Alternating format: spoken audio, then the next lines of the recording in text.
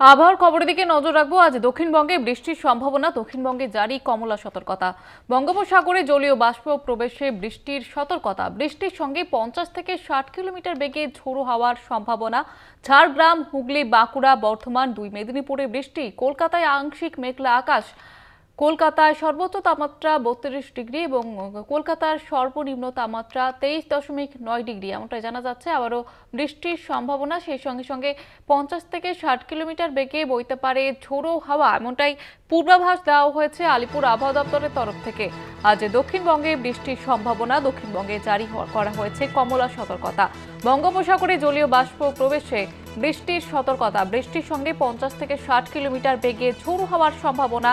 ঝাড়গ্রাম, হুগলি, বাঁকুড়া, বর্ধমান এবং 2 মেদিনীপুরে বৃষ্টি। কলকাতায় আংশিক মেঘলা আকাশ থাকবে এমনটাই জানা যাচ্ছে আলিপুর আবহাওয়া দপ্তর সূত্রে। কলকাতায় সর্বোচ্চ তাপমাত্রা 32 ডিগ্রি এবং সর্বনিম্ন তাপমাত্রা 23.9 ডিগ্রি। বিষয়ের বিস্তারিতভাবে কথা বলবো। টেলিফোন লাইনে রয়েছেন আমাদের প্রতিনিধি শাশ্বতী। শাশ্বতী, কি আপডেট রয়েছে ওয়েদারের? দেখো, আলিপুর আবহাওয়া দপ্তর যেমনটা জানাচ্ছে, দক্ষিণবঙ্গের ক্ষেত্রে আজ সর্বত্রই কমলা সতর্কতা এবং 50 থেকে 60 কিলোমিটার বেগে বেশ কিছু জেলাতে বইতে পারে ঝোড়ো হাওয়া। এর প্রধান কারণ প্রচুর পরিমাণে জলীয় বাষ্প বঙ্গোপসাগর থেকে দক্ষিণবঙ্গে প্রবেশ করছে এবং যার জেরেই এই বৃষ্টি। এবং আলিপুর আবহাওয়া দপ্তর যেমনটা জানাচ্ছে, লাগাতার এই বৃষ্টি জারি থাকবে আগামীকাল পর্যন্ত এবং সোমবারের পর থেকে পরিস্থিতি স্বাভাবিক হওয়ার সম্ভাবনা রয়েছে।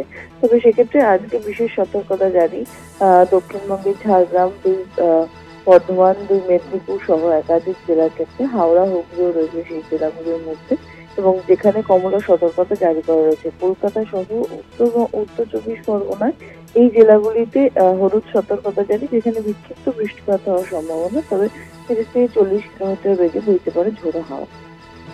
ধন্যবাদ জানাবো শাশ্বতী। আমাদের সঙ্গে ছিলেন আমাদের প্রতিনিধি শাশ্বতী রায়। আপনাদের যেমনটা জানাচ্ছিলাম, আজ দক্ষিণবঙ্গে বৃষ্টির সম্ভাবনা, পাশাপাশি দক্ষিণবঙ্গে জারি করা হয়েছে কমলা সতর্কতা।